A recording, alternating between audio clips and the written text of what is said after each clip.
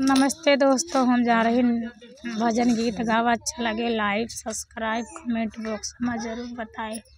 सोने की थारिया माजे मना परवा से उराम, सोने की थारिया माजे मना परवा से उराम।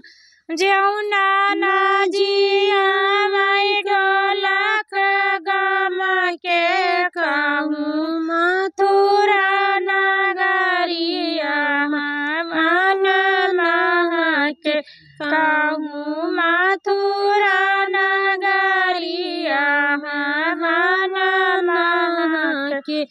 झांझर गेरुआ गंगा जल पानी राम, झांझर गेरुआ गंगा जल पानी राम।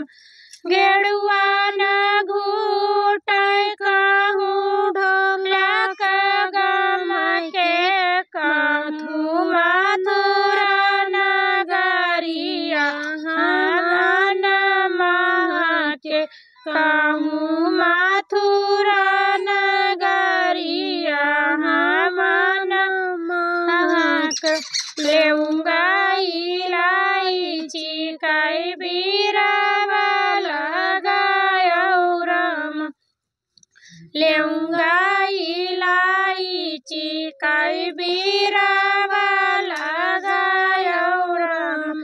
बीरावा न कुछ कहूँ ढोलक गम के कहूँ मथुरा नगरिया मन महके, कहूँ मथुरा नगरिया मन महके।